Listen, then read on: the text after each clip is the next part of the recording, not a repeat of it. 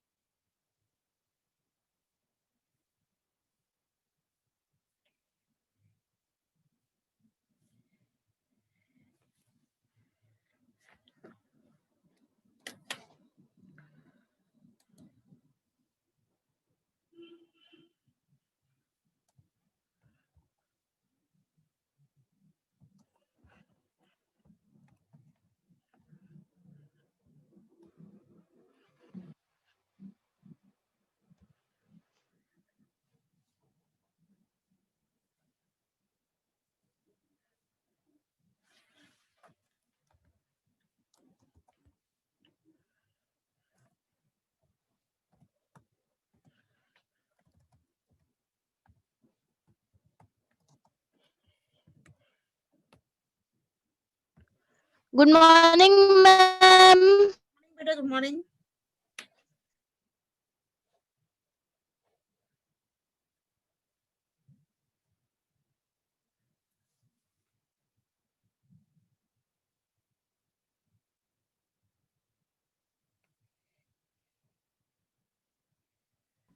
Good morning, ma'am. Good morning, beta. Good morning.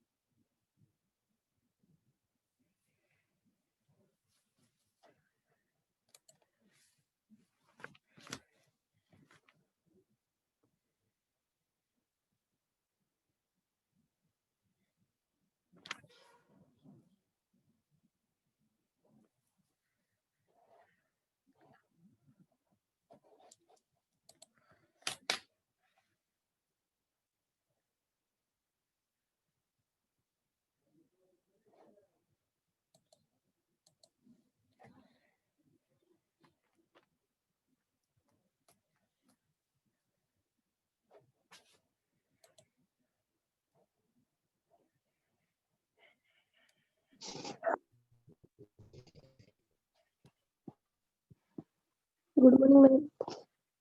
Good morning, beta. Good morning.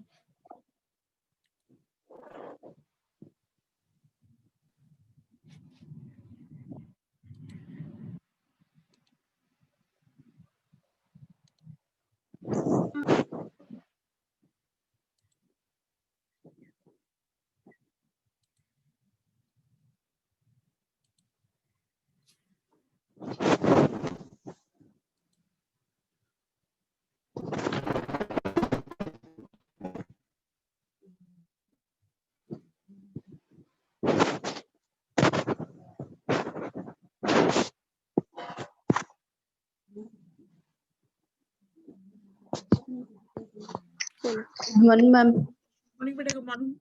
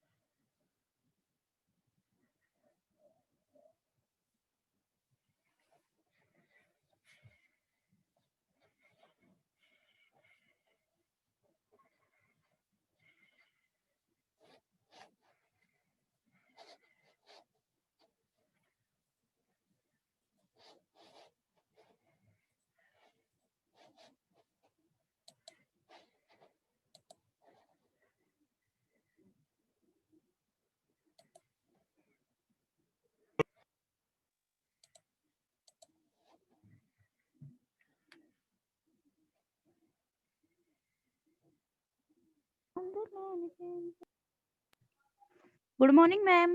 Morning बेटा, good morning.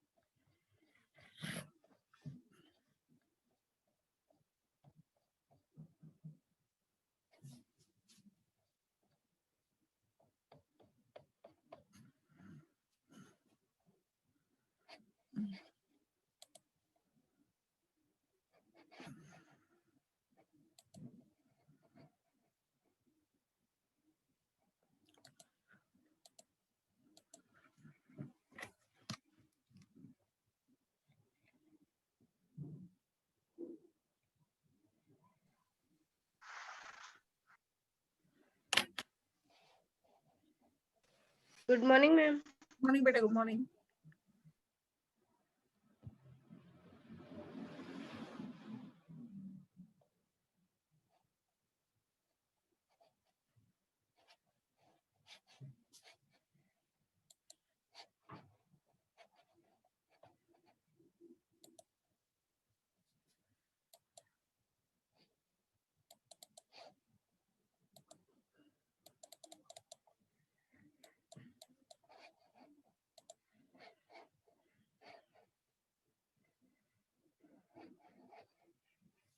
ठीक है, अपन आज करते हैं बेटा. रिक्शा का कर रहे थे कल, तो रिक्शा में अपन लेंगे sexual reproduction in Riccia.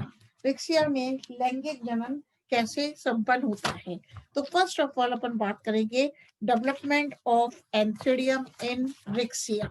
Riccia में एंथ्रेडियम का विकास कैसे होता है, पुंधानी का विकास कैसे संभव होता है. तो ठीक है, तो अपन बात करते हैं पुंधानी. पुंधानी थैलस की अपाक्ष सतह पर मध्य शिरा क्षेत्र में एकल रूप में एंथ्रेडियल चैम्बर में स्थित होती है.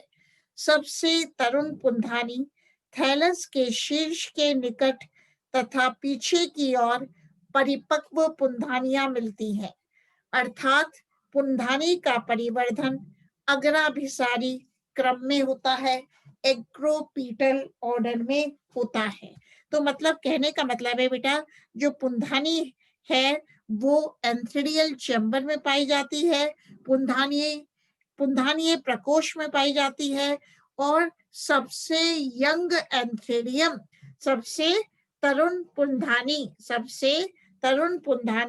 थैलस के शीर्ष के निकट पाई जाती है, तथा परिपक्व पुंधानी मैच्योर एंथ्रेडिया पीछे की ओर पाई जाती हैं.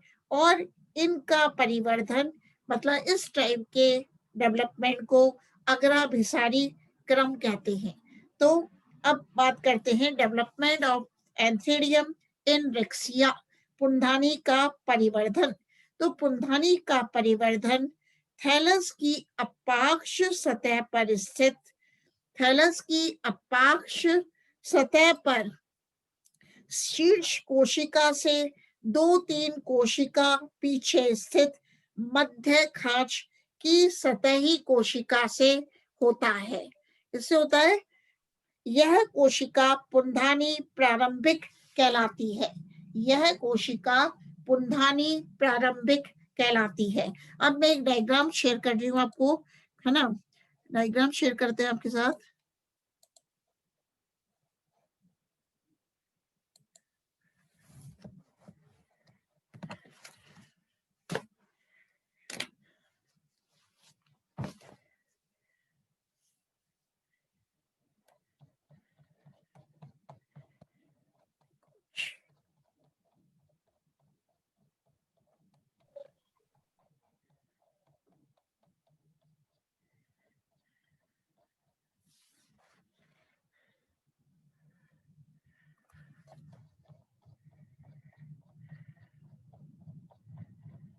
ये वाला देखना बेटा, सबको दिखाई दे रहा है डायग्राम? स्लाइड दिखाई दे रही है बेटा? Yes, ma'am. Yes, ma'am. Fine बेटा, फाइन स्लाइड। हाँ बेटा, अब मैं क्या समझाने जा रही हूँ ये देखना। मैं क्या बोल रही हूँ आपको कि मतलब यह कोशिका सुपरफिशियल कोशिका पुंधानी प्रारंभिक कोशिका दिखाती है। जैसे कि ए डायग्राम में आप देख रहे हो, एंथ्रेडियल इनिशियल मतलब पुंधानी प्रारंभिक कोशिका कहलाती है। और यह पुंधानी प्रारंभिक कोशिका अन्य कोशिकाओं से बड़ी होती है, वह सघन साइटोप्लाज्म युक्त होती है। मतलब the antheridial initial is larger in size in comparison to the other cells, and the antheridial initial has dense cytoplasm. तो जो antheridial initial है, इसको कि आप डायग्राम में देख रहे हो, तो यह कोशिका मतलब पुंधानी प्रारंभिक कोशिका अन्य कोशिकाओं से बड़ी होती है, वह सघन साइटोप्लाज्म युक्त होती है। अब पुंधानी प्रारंभिक में अनुप्रस्थ विभाजन होता है, मतलब ट्रांसवर्स डिवीजन होता है, जिसके फलस्वरूप अपर सेल या आउटर सेल, जिसके फलस्वरूप बाह्य कोशिका व निचली आधारीय कोशिका, निचली बेसल सेल आधारीय कोशिका का निर्माण होता है। आधार कोशिका से मतलब लोअर सेल से या आधारीय कोशिका से पुंधानी व्रंथ का अंतर स्थापित भाग बनता है, जबकि शेष पुंधानी का निर्माण बाह्य कोशिका से होता है। अब बाह्य कोशिका मतलब इसको आप अपर सेल देख रहे हो, बाह्य कोशिका जो थैलस की सतह से उभरी हुई होती है, उत्तरोत्तर क्रम में अनुप्रस्थ विभाजन द्वारा 4 कोशिक तंतु का निर्माण करती है। बेटा इसमें देख रहे हो आप 1 2 3 4, मतलब इस बाह्य कोशिका में क्या होते हैं, उत्तरोत्तर क्रम में विभाजन होते हैं, जिससे 4 सेल्ड फिलामेंट का निर्माण होता है। कहने का मतलब है the antheridial initial undergoes transverse division, as a result of which an outer cell and a lower basal cell are formed. An upper cell means an outer cell and a lower basal cell are formed, and now the lower basal cell forms the stalk of the antheridium. It forms the stalk of the antheridium, whereas the outer cell undergoes successive divisions, whereas the outer cell undergoes transverse divisions in successive manner to form a 4-celled filament. एक क्या करती है बेटा, बाह्य कोशिका जो thallus की सतह से कुछ उभरी हुई होती है, उत्तरोत्तर क्रम में विभाजन करती है, उत्तरोत्तर क्रम में अनुप्रस्थ विभाजन करती है, जिससे देख रहे हो 4 कोशिक तंतु का निर्माण होता है। यही डायग्राम में देख रहे हो 4 सेल्ड फिलामेंट का निर्माण होता है। तंतु की ऊपरी 2 कोशिकाएं प्राथमिक पुंधानी कोशिकाएं कहलाती हैं। तो ई डायग्राम में देखो, the upper 2 cells of the filament are called as primary antheridial cells. तंतु की ऊपरी 2 कोशिकाएं प्राथमिक पुंधानी कोशिकाएं कहलाती हैं, तथा तंतु की निचली 2 कोशिकाएं प्राथमिक व्रंत कोशिकाएं। यहाँ पे लिखा हुआ है बेटा, एक है प्राइमरी एंथ्रेडियल सेल और ये तंतु की निचली 2 कोशिकाएं प्राथमिक व्रंत कोशिकाएं कहलाती हैं। अब प्राथमिक व्रंत कोशिकाओं में कुछ विभाजनों से 2 कोशिका मोटाई के बहुकोशिक व्रंत का निर्माण होता है। मतलब प्राइमरी स्टॉक सेल, मतलब the cells of the primary stalk cell divide to form a multicellular stalk of the एंथ्रेडियम।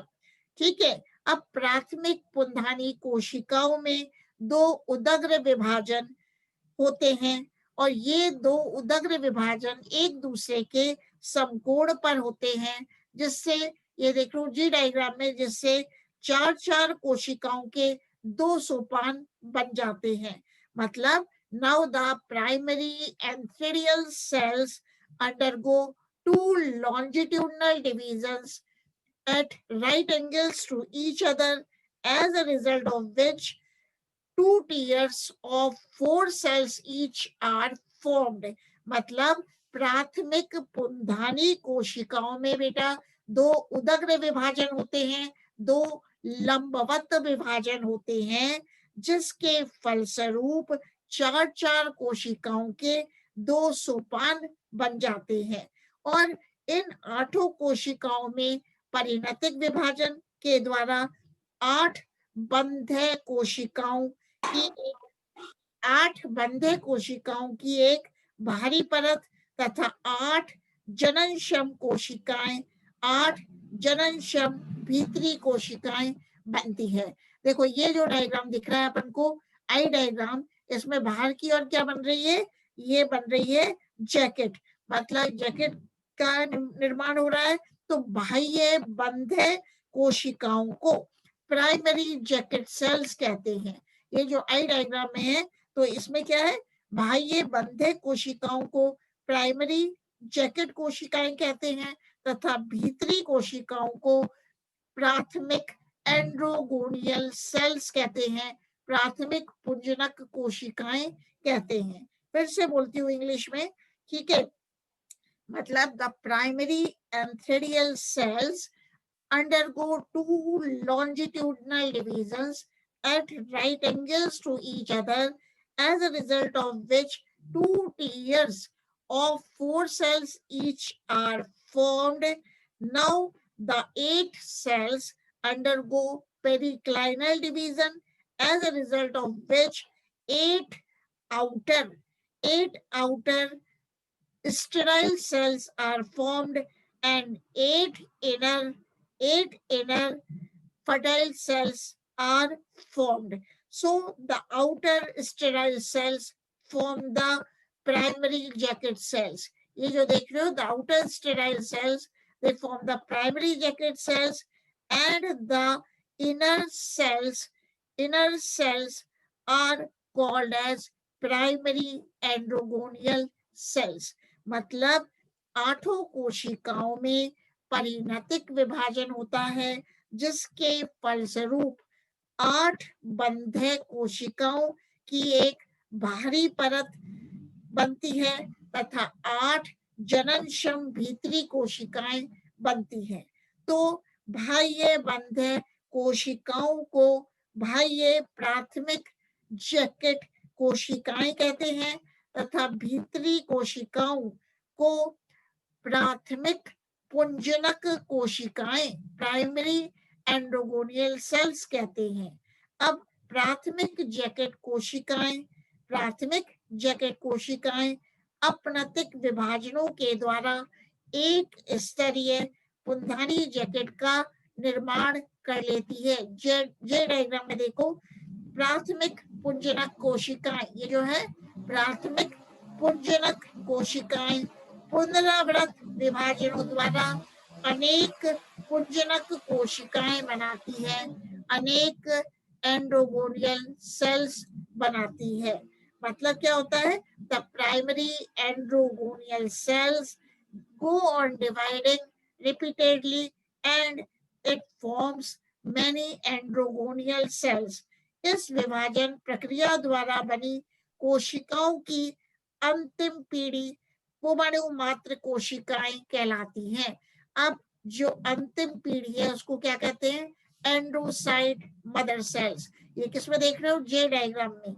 मतलब इस विभाजन प्रक्रिया द्वारा बनी कोशिकाओं की अंतिम पीढ़ी पुमाणु मात्र कोशिका एंड्रोसाइट मदर सेल्स कहलाती हैं। अब पुमाणु मात्र कोशिका में एक विकर्णी विभाजन द्वारा दो त्रिकोणीय एंड्रोसाइट और स्पर्म मदर सेल्स बन जाती हैं। दो त्रिकोणीय पुंग कोशिकाएं या शुक्राणु मात्र कोशिकाओं का निर्माण हो जाता है। तो ये देख रहे हो एंड्रोसाइट मदर सेल्स और ये है एंथेरियल वॉल। और ये शुक्राणु मात्र कोशिकाएं कायंत्रण द्वारा एक पुमणु, एक द्विकशाभिकी पुमणु का निर्माण करती हैं, एंथोजॉइड का निर्माण करती हैं। तो इस प्रकार अपन ने देखा how the development of antheridium takes place in Riccia. Riccia में एंथेरियम का डेवलपमेंट कैसे होता है, ये बताओ। यहाँ तक समझ में आया या वापस रिपीट करूं इसको? किसी को समझ में आया? यहाँ तक समझ में आया? मैम एक बार रिपीट कर दो। अच्छा बेटा, एक बार मैं इंग्लिश में रिपीट कर देती हूँ, फिर हिंदी में मेन पॉइंट्स मैं बोल देती हूँ। अपन कर रहे हैं development of antheridium in Riccia, ठीक है। तो एंथेरियम इन रिक्सिया, पहले इंग्लिश मीडियम वालों के लिए, develops from a single superficial cell and this superficial cell is called as antheridial initial, ठीक है। And now this antherial initial undergoes division by मतलब the antherial initial undergoes transverse division, मतलब पुंधानी प्रारंभिक में क्या होता है? अनुप्रस्थ विभाजन होता है। as a result of which an outer cell and lower basal cell are formed, मतलब पुंधानी प्रारंभिक में जब अनुप्रस्थ विभाजन होता है तो एक बाह्य कोशिका व निचली आधारीय कोशिका का निर्माण होता है। अब outer cell undergoes two successive transverse division as a result of which a four celled filament is formed, मतलब बाह्य कोशिका में फिर से दो उत्तरोत्तर अनुप्रस्थ विभाजन होते हैं। बाह्य कोशिका में ही हो रहे हैं।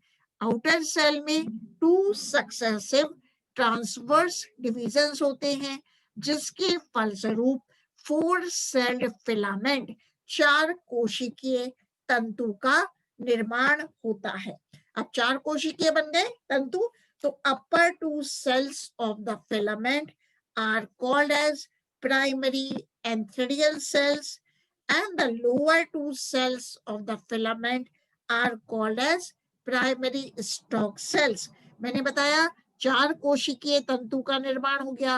अब इनमें से दो ऊपरी कोशिकाएं, इनमें से तंतु की दो ऊपरी कोशिकाएं प्राथमिक पुंधानी कोशिकाएं कहलाती हैं, प्राइमरी एंथेरियल सेल्स कहलाती हैं, और तंतु की दो निचली कोशिकाएं प्राथमिक वृंत कोशिकाएं कहलाती हैं, प्राइमरी स्टॉक सेल्स कहलाती हैं। तो primary stalk cells form the two celled thick stalk of the antheridium, मतलब प्राथमिक वृंत कोशिकाएं क्या बनाती हैं? वृंत का, पुंधानी के वृंत का निर्माण करती हैं। अब चार कोशिकीय तंतु था, तो तंतु की जो प्राइमरी एंथेरियल सेल्स है, primary antheridial cells undergo two vertical divisions at right angles to each other, as a result of which two tiers of four cells each are formed, मतलब प्राथमिक पुंधानी कोशिकाओं में फिर से दो उदग्र विभाजन होते हैं, दो उदग्र विभाजन होते हैं जो कि एक दूसरे के समकोण पर होते हैं, मतलब 90 डिग्री समकोण पर होते हैं, और जिसके फलस्वरूप चार जिसके फलस्वरूप दो सोपान बन जाते हैं, और प्रत्येक सोपान में, प्रत्येक टियर में चार कोशिकाएं होती हैं, मतलब 2 tiers of 4 cells each are formed and the cells of the both tiers divide periclinally। अब दोनों सोपानों की कोशिकाओं में परिणतिक विभाजन होते हैं, जिससे कि क्या होता है? 8 बाह्य प्राथमिक जैकेट कोशिकाओं का निर्माण होता है और 8 भीतरी जननक्षम प्राथमिक पुंजनक कोशिकाओं का निर्माण होता है। मतलब cells of both the tiers divide periclinally, as a result of which 8 outer primary jacket cells are formed and 8 inner fertile androgonial cells are formed. अब मैंने बताया 8 आउटर प्राइमरी जैकेट सेल्स बन जाती हैं, 8 बाह्य प्राथमिक जैकेट कोशिकाएं क्या करती हैं, फिर से अप्रतिक रूप से डिवाइड होती हैं।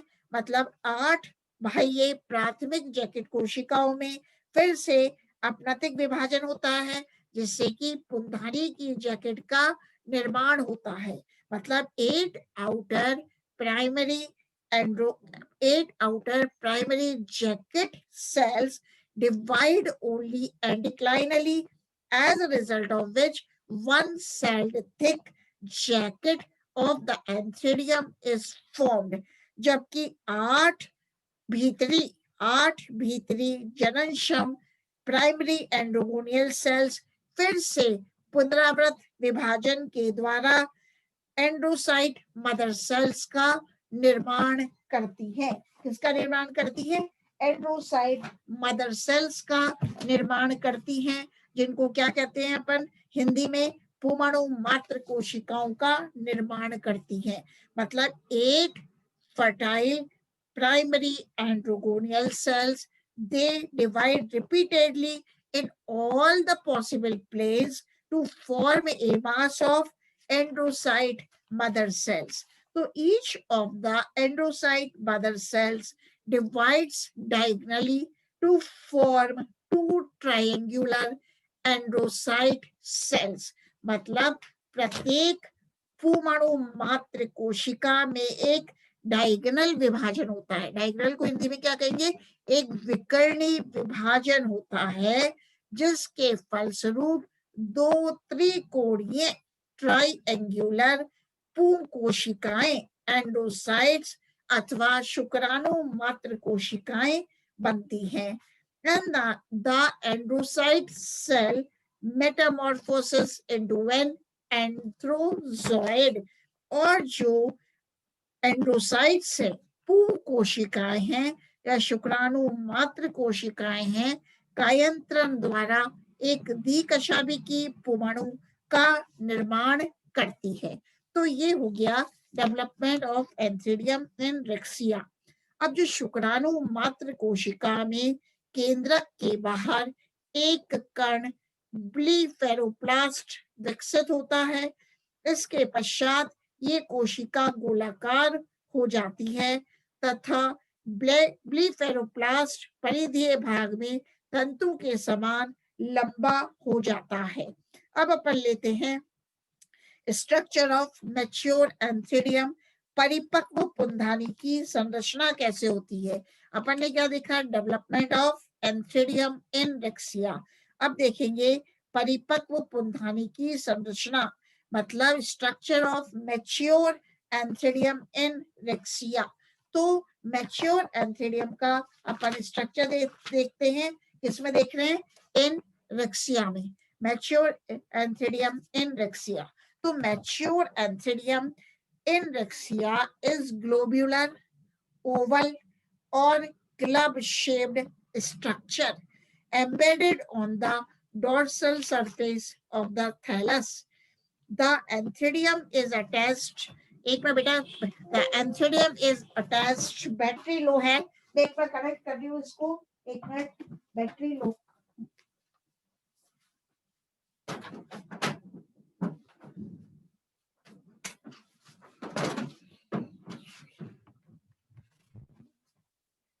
The antherium is attached. बेटा the antherium, अब मैं वापस बोल रही हूँ।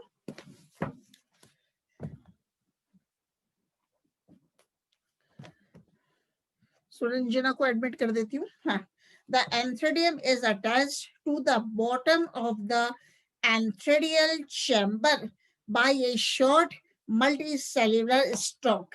अब किसकी बात कर रहे हैं? परिपक्व पुंधानी की संरचना की।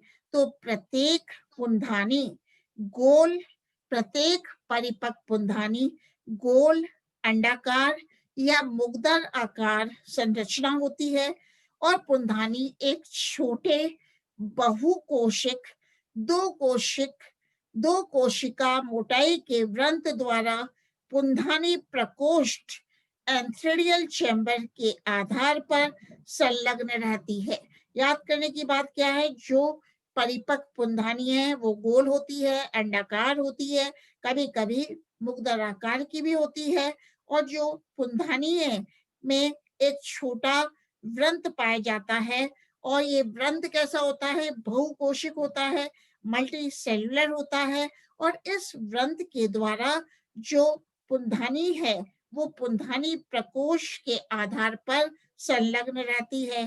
तो प्रत्येक पुंधानी प्रकोष्ठ एंथेडियल चैम्बर थैलस की अपाक्ष सतह पर एक संकीर्ण छिद्र द्वारा खुलता है। पुंधानी का एक स्तरीय जैकेट अनेक पुमणु मात्र कोशिकाओं अथवा पुमणुओं को परिबद्ध किए रहता है। मतलब पुंधानी में एक जैकेट पाई जाती है, पुंधानी में एक स्तरीय जैकेट पाई जाती है, और ये जैकेट पुमणु मात्र कोशिकाओं एंड्रोसाइट मदर सेल्स अथवा पुमणुओं को परिबद्ध किए रहता है। तो एक पुंधानी में, एक एंथ्रेडियम में सैकड़ों पुमणु, पुमणु का मतलब स्पर्म्स और एंथ्रोजोइड्स विकसित होते हैं, और प्रत्येक पुमणु एंथ्रोजोइड कुंडलित तथा द्विकशाभी की संरचना होती है। कैसी है? प्रत्येक पुमणु द्विकशाभी की है, बाइफ्लैजिलेट है और कॉइल्ड संरचना है। तो मतलब the antheridial chamber opens on the dorsal surface of the thallus by a narrow pore called as ostiole, and the body of the antherium has a solid central mass of fertile cubical cells called the endocytes.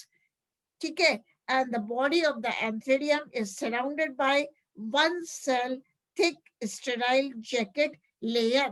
मतलब एंथेडियम के चारों ओर एक jacket पाई जाती है, और antheridium में cubical cells, मतलब cubical cells endocytes पाए जाते हैं। Endocytes are found inside the antheridium. The endocyte mother cells are found inside the antheridium. ठीक है? अब बात करते हैं पुंधानी का स्फुटन। रेक्सिया में पुंधानी का स्फुटन कैसे होता है? डाइसेंस ऑफ एंथेडियम। तो एक अपन को शेयर और करते हैं स्लाइड आपके साथ, है ना?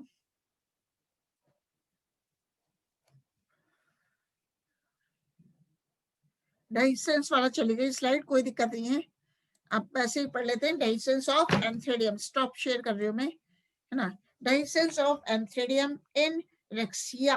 पुंधानी का स्फुटन कैसे होता है? तो पुंधानी के स्फुटन के लिए जल आवश्यक होता है।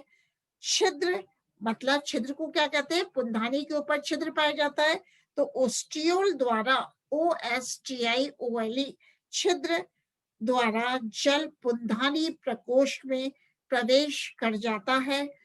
जल पुंधानी प्रकोष्ठ में प्रवेश कर जाता है।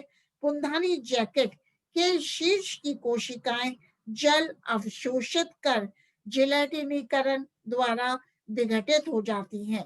मतलब कैसे पुंधानी का स्फुटन होता है कि रेक्सिया में जब पुंधानी का स्फुटन होता है तो इसके लिए बेटा जल अति आवश्यक होता है।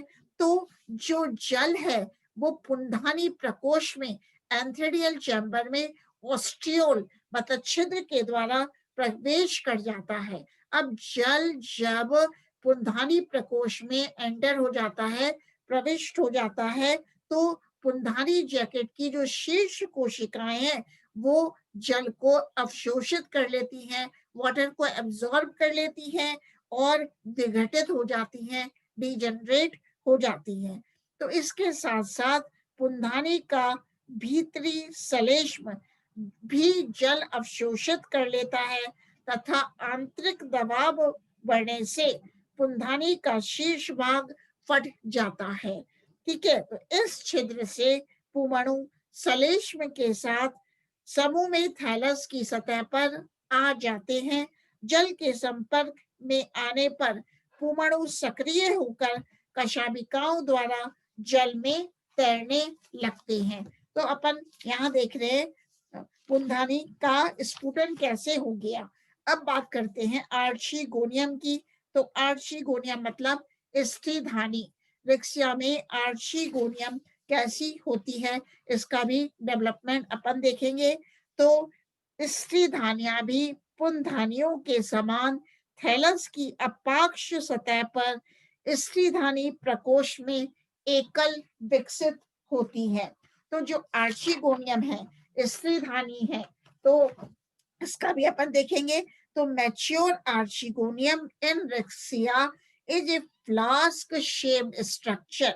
जो परिपक्व स्त्रीधानी है वो कैसी है, फ्लास्क शेप्ड संरचना है। And this mature archegonium it is attached, mature archegonium is attached to the bottom of the archegonial chamber by a short multicellular stalk।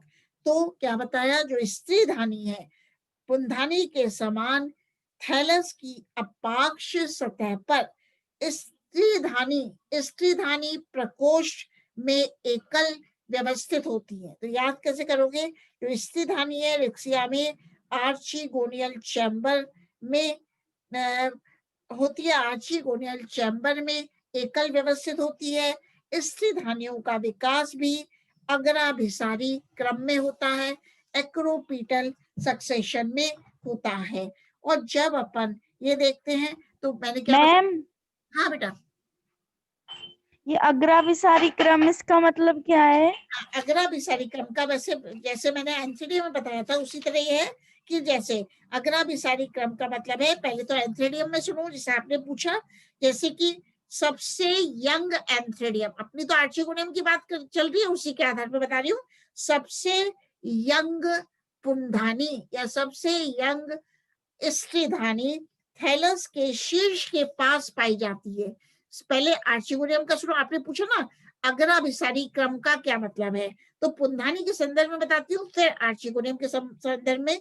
तो सबसे तरुण पुंधानी थैलस के शीर्ष के निकट पाई जाती है। सबसे यंग एंथीडियम थैलस के शीर्ष के निकट पाई जाती है। और जो परिपक्व पुंधानियां हैं वो थैलस के पीछे की ओर पाई जाती हैं। तो इस प्रकार के डेवलपमेंट को क्या कहते हैं, अग्राभिसारी क्रम कहते हैं। आया बेटा, समझ में आया? मतलब the young antheridium is found near the apex of the thallus and the mature anthedia are found at the back of the thallus। मतलब this type of development of anthedium is called as acropetal order, अग्राभिसारी क्रम। समझिए अग्राभिसारी क्रम से बेटा, ठीक है। अग्राभिसारी क्रम इसी प्रकार स्त्रीधानी में देख लो, ठीक है। स्त्रीधानी में भी ऐसे ही होता है कि जो यंग स्त्रीधानियां हैं, जो कैसी है, यंग